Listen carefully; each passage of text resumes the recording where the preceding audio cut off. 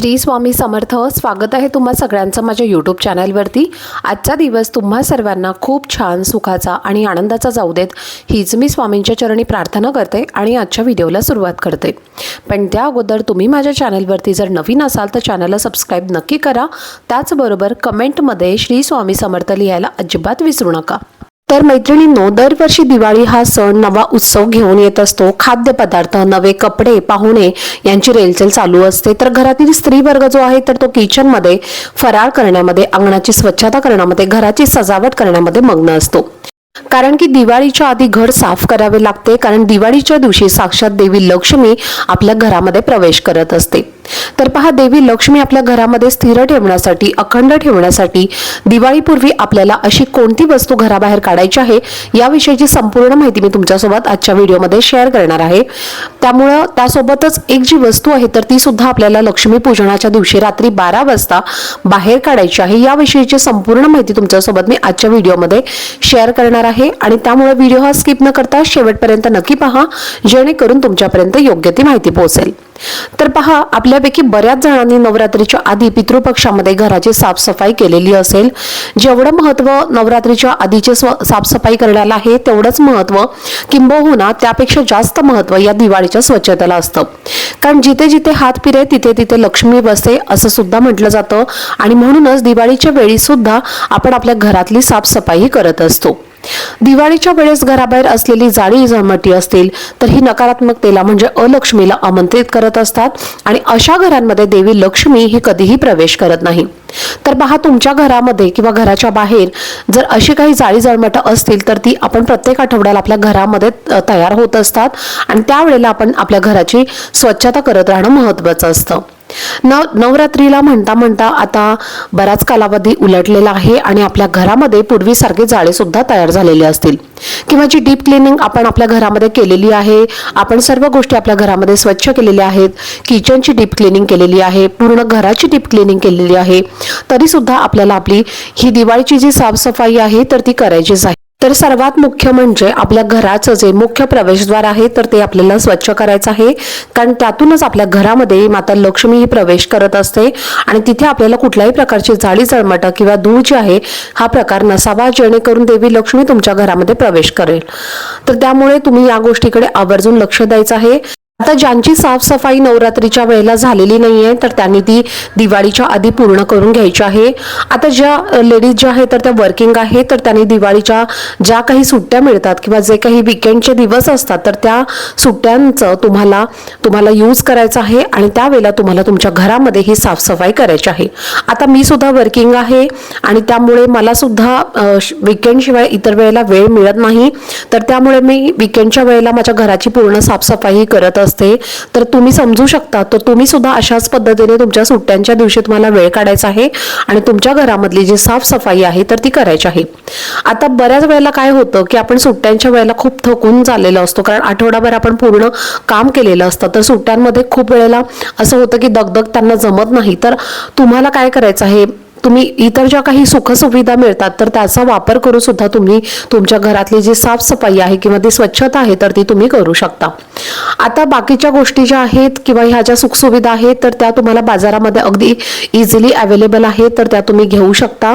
जसं की फराळ असेल, इतर साहित्य असेल जे डीप क्लिनिंगसाठी आपण वापरत असतो, म्हणजे व्हॅक्यूम क्लीनर असतील, तर ह्या गोष्टी सुद्धा तुम्ही तुमच्या घरामध्ये डीप क्लिनिंगसाठी नक्कीच वापरू शकता। तर आता तुमच्या घराची साफसफाई मात्र तुम्हाला करावीच लागेल, कारण की जिथे स्वच्छता असते तिथेच लक्ष्मीचा वास असतो।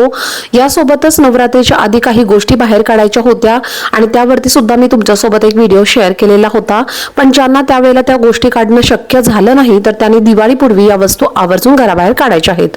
वसुबारसापासून आपल्या दिवाळीला सुरुवात होत असते आणि तिथूनच दिवाळी आपण साजरी करत असतो, तर त्याआधीच आपल्याला आपल्या घराची साफसफाई करायची आहे।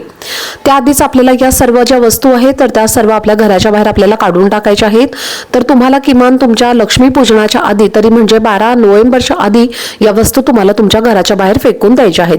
त्यावेळेस आपल्याला काही गोष्टी लक्षात येतात की ज्या गोष्टी विनाकारण आपल्या घरामध्ये किंवा आपल्या कपाटामध्ये पडलेल्या असतील, आणि जसं की जुने फाटलेले कपडे असतील। आता बऱ्याच वेळेला असं वाटतं की आपण हे कपडे परत वापरू किंवा ते मी परत वापरेल, आणि दरवर्षी असं आपण म्हणत असतो आणि वर्षानुवर्ष ते कपडे जे आहेत तर ते कपाटामध्ये तसेच पडून असतात। किंवा घराच्या एखाद्या कोपऱ्यामध्ये ते असेच पडलेले असतात.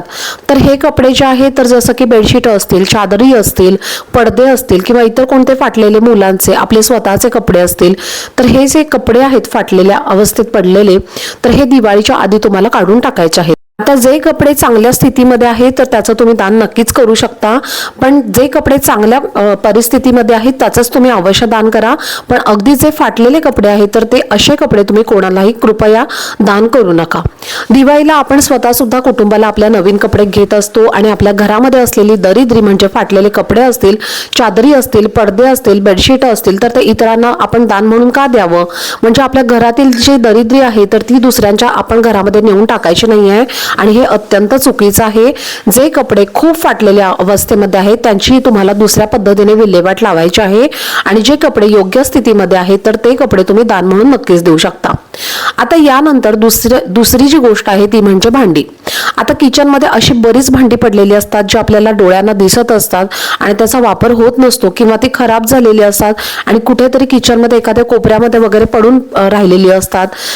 आणि ही भांडी जी आहे तर ती आपण फेकत नाही, कारण त्या भांड्यांवरती आपलं प्रेम असतं आणि त्यांना आपण बाहेर काढून देत नाही, कारण ती भांडी आपल्याला लग्नात आलेली असतात किंवा आपल्याला भेटवस्तू कोणीतरी दिलेली असते आणि त्यामुळे आपल्या त्या भांड्यांच्या वरती खूप जिव्हाळा असतो. अशी भांडी जी आहे तर ती घरामध्ये नकारात्मकता पसरवतात. त्यामुळे तुम्हाला कितीही जरी असं वाटलं की ती भांडी तुम्हाला तुमची कितीही अगदी जवळची असली, पण ती भांडी जी आहे तर ती तुम्हाला ताबडतोब दिवाळीपूर्वी तुमच्या घराबाहेर काढायची आहेत. अशी भांडी आपल्याला आपल्या घरामध्ये चुकून सुद्धा वापरायची नाही आहेत आणि किचनमध्ये जर अशी भांडी विनाकारण पडलेली असतील तर ती भांडी तुम्हाला ताबडतोब त्या भांड्यांना तुम्हाला तुमच्या घराबाहेर काढायचं आहे.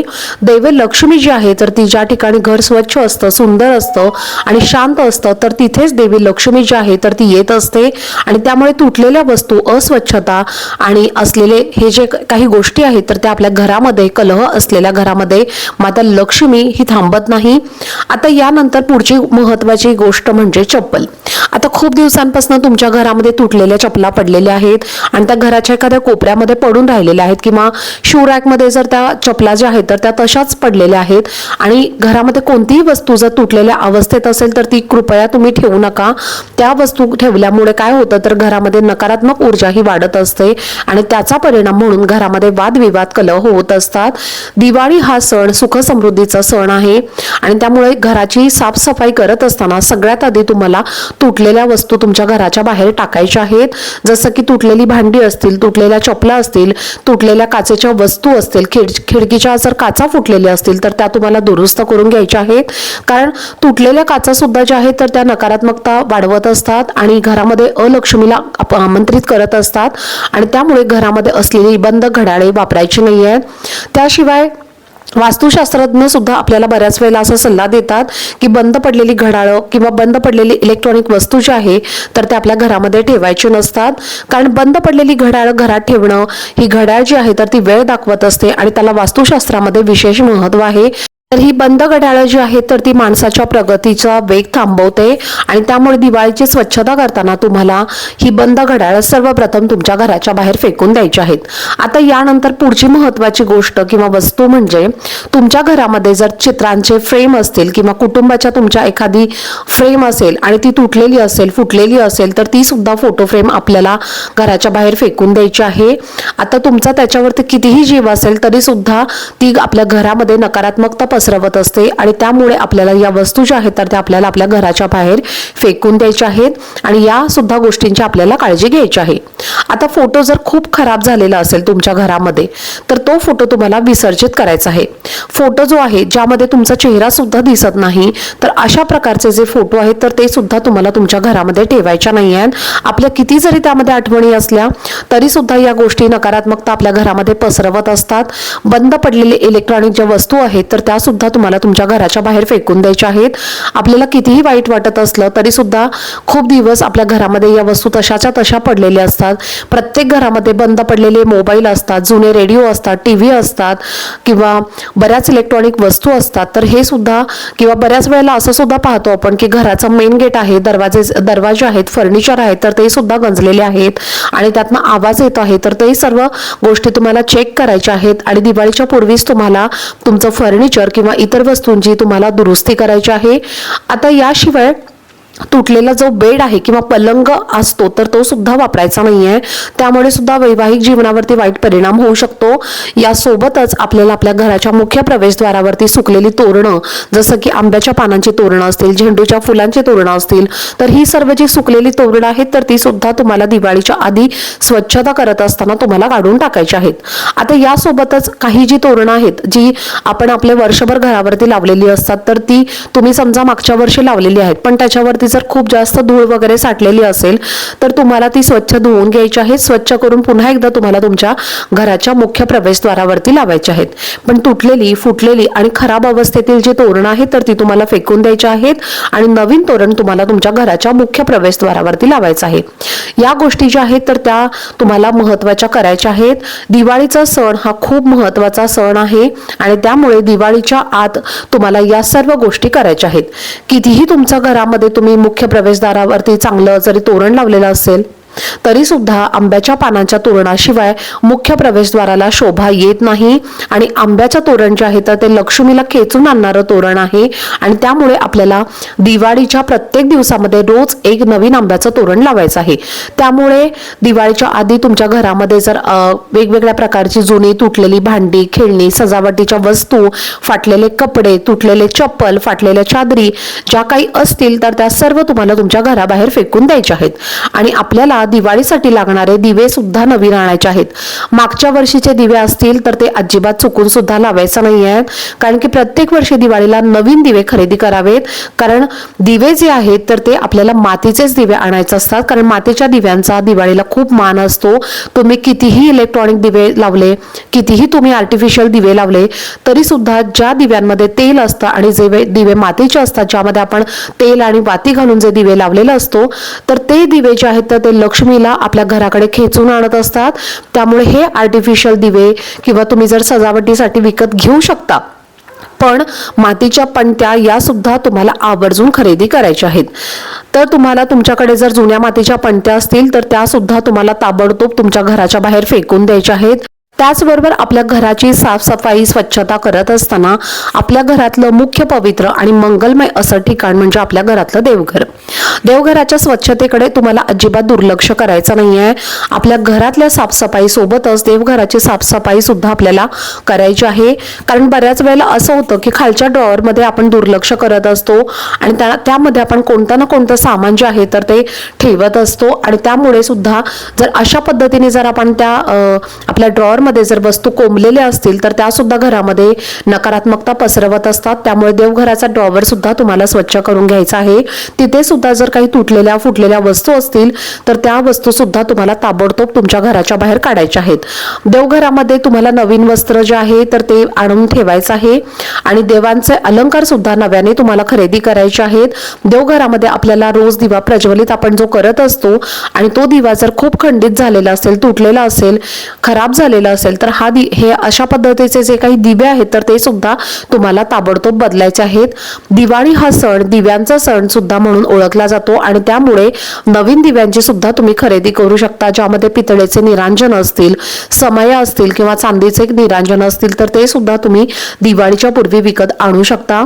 दिवाळीचा सण हा दिव्यांचा सण असा मानला जातो आणि दिव्यांच्या प्रकाशासारखं आपलं घर सुद्धा उजळून निघावं यासाठी सुद्धा यामागचा उद्देश असतो आणि त्यामुळेच असे तुटलेले, खराब झालेले जे दिवे आपल्या घरामध्ये पडून असतील तर ते तुम्हाला तुमच्या घराच्या बाहेर काढायचे आहेत। आता काही जे दिवे आहेत तर ते खूप वर्षांपासून आपल्या ड्रॉवरमध्ये पडलेले असतात आणि त्या दिव्यांना सुद्धा स्वच्छ करून आपल्याला घ्यायचं आहे, किंवा जे दिवे खूप जास्त खराब झालेले असतील तर त्या दिव्यांना तुम्ही स्वच्छ करून घेऊ शकता, किंवा जे वापरत नाही आणि ते खराब अवस्थेमध्ये आहेत तर त्याला तुम्हाला घराच्या बाहेर काढायचं आहे। यासोबतच देवांच्या ज्या काही भंगलेल्या मूर्ती असतील तुमच्या देवघरामध्ये तर त्या सुद्धा तुम्हाला ताबडतोब बदलायच्या आहेत, किंवा एखादी जर तुटलेली, खराब झालेली मूर्ती तुमच्या घरामध्ये असेल आणि तिला जर क्रॅक्स वगैरे गेलेले असतील, फुटलेली मूर्ती असेल आणि ती तुमच्या देवघराच्या ड्रॉवरमध्ये पडलेली असेल तर तिचं तुम्हाला विधिवत विसर्जन करायचं आहे आणि तुमच्या घरामध्ये, तुमच्या देवघरामध्ये मोजकेच देव हे तुम्हाला ठेवायचे आहेत, ज्यांची सेवा आपल्याकडनं होते तेवढेच जे देव असतात तर ते आपल्याला आपल्या देवघरामध्ये ठेवायचे असतात। जर तुम्ही त्या देवांची सेवा करू शकत असाल तेवढ्याच देवांच्या मूर्ती तुम्हाला तुमच्या देवघरामध्ये ठेवायच्या आहेत, अन्यथा त्या फक्त मूर्ती असतील आणि त्यामध्ये देवत्व येणार नाही। जो त्यामुळे मोजकेच देव जे आहेत तर ते आपल्या देवघरामध्ये आपल्याला ठेवायचे असतात आणि जे काही खराब झालेले देवांचे फोटो फ्रेम्स असतील, मूर्ती असतील तर त्याचं तुम्हाला विधिवत विसर्जन करायचं आहे. आता ज्या फोटो फ्रेम आहेत जसे की महाभारताचे फोटो फ्रेम असतील किंवा इतर काही ज्या वास्तुशास्त्रामध्ये बसत नाहीत अशा फोटो फ्रेम्स असतील तर त्या सर्व फोटो फ्रेम ज्या आहेत तर त्यामुळे सुद्धा आपल्या घरामध्ये वादविवाद, कलह वाढत असतात. यासोबतच नटराजांची मूर्ती सुद्धा आपल्या घरामध्ये नसावी, कारण यामध्ये सुद्धा महादेव जे आहेत तर ते तांडव नृत्य करताना दिसत आहेत आणि त्यामुळे सुद्धा आपल्या घरामधलं जे वातावरण आहे तर ते खराब होऊ शकतं. आणि त्यामुळे घरामध्ये जर तुमच्या अशा प्रकारच्या जर काही फ्रेम्स किंवा मूर्ती असतील तर त्याचं सुद्धा तुम्हाला विसर्जन करायचं आहे आणि त्याला तुम्हाला तुमच्या घराबाहेर काढायचं आहे. दिवाळी म्हणजे लक्ष्मीच्या आगमनाचा दिवस. लक्ष्मी आपल्या घरामध्ये पैशांच्या स्वरूपामध्ये येत असते आणि पैसा म्हणजे लक्ष्मी अशाच ठिकाणी टिकते जिथे स्वच्छता असते, नेटकेपणा असतो आणि तुटलेल्या फुटलेल्या वस्तू जर आपल्या घरामध्ये असतील तर तिथे लक्ष्मी नांदत नाही. आणि अगदी त्याच प्रकारे आपण जिथे लक्ष्मी ठेवतो म्हणजे आपण जिथे आपला पैसा ठेवत असतो तर त्या ठिकाणच्या ज्या वस्तू आहेत तर त्या सुद्धा सुस्थितीमध्ये आपल्याला ठेवायच्या आहेत. जसं की तिजोरीच्या आपल्या स्वच्छता आपल्याला करून घ्यायची आहे. त्यामध्ये लाल रंगाचा कपडा तुम्हाला अंतरायचा आहे आणि तुमच्या ज्या काही जुन्या पर्स असतील, पाकिट असतील तर ती सर्व तुम्हाला बदलायची आहेत आणि शक्यतो लाल रंगाचाच कापड तुम्हाला तुमच्या तिजोरीमध्ये अंतरायचा आहे. कारण लाल रंग जो आहे तर तो माता लक्ष्मीला आकर्षित करत असतो. त्यामुळे मिस्टरांचं जर तुमच्या पाकिट, वॉलेट हे खराब झालेलं असेल, तुमची स्वतःची पर्स जर खराब झालेली असेल, फाटलेली असेल तर ती सुद्धा तुम्हाला चेंज करायची आहे आणि खराब झालेल्या या वस्तू तुम्हाला तुमच्या घराबाहेर फेकून द्यायच्या आहेत. आता सगळ्यात महत्त्वाचं म्हणजे देवी लक्ष्मीची अनेक रूपांमध्ये आपण पूजा करत असतो. तर आता डस्टबिन जे आहे तर ते सुद्धा लक्ष्मीचंच एक स्वरूप आहे. कारण आपल्या घरामध्ये असलेली नकारात्मकता ही जी आहे तर ती त्यामध्ये ती समाविष्ट करून घेतलेली असते आणि आपल्या घरातली नकारात्मकता बाहेर फेकून देण्याचं काम सुद्धा डस्टबिन करत असतो. म्हणून सुद्धा ती देखील आपल्याला चांगल्या अवस्थेमध्ये ठेवायची आहे आणि स्वच्छ, सुंदर आणि नीटनेटकी जर आपली डस्टबिन असेल तर अशाच ठिकाणी देवी लक्ष्मी सुद्धा स्थिर राहते. आणि जर तुमची जर डस्टबिन खराब झालेली असेल तर तुम्हाला नवीन खरेदी करून आणायची आहे. ज्यावेळेस आपण कचरा तिथे ठेवत असतो म्हणजे आपल्या घराच्या मुख्य प्रवेशद्वाराच्या बाहेर बऱ्याच वेळेला डस्टबिन तशीच पडलेली असते आणि तिला कुठे ना कुठे घाण लागलेली असते आणि त्यामुळे घरामध्ये नकारात्मकता ही आपल्या प्रवेश करत असते, म्हणजे त्या घरामध्ये अलक्ष्मी प्रवेश करत असते. तर या गोष्टींची सुद्धा तुम्हाला लक्ष्मी पूजनाच्या दिवशी काळजी घ्यायची आहे. तुमचा डस्टबिन तुम्हाला स्वच्छ धुवून घ्यायचा आहे आणि तिचं सुद्धा तुम्हाला पूजन करायचं आहे. संध्याकाळी लक्ष्मी पूजनाच्या वेळी तिच्या समोर म्हणजे डस्टबिन समोर सुद्धा तुम्हाला एक दिवा लावायचा आहे. तिला हळदी कुंकू तुम्हाला लावायचं आहे. तिची सुद्धा तुम्हाला पूजा करायची आहे. आणि त्यानंतर सगळ्यात महत्त्वाची गोष्ट म्हणजे घराबाहेर काढायची आहे ते म्हणजे झाडू.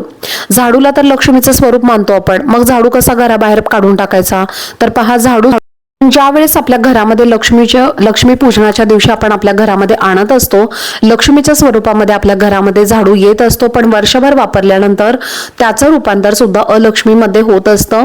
कारण की झाडू जो आहे तर तो खराब झालेला असतो, तुटलेला असतो आणि त्यामुळे या झाडूला सुद्धा तुम्हाला घराच्या बाहेर काढायचं असतं. पण घरात असलेला जुना झाडू आहे तर तो दिवाळीपूर्वी चुकून सुद्धा तुम्हाला बाहेर फेकायचा नाहीये.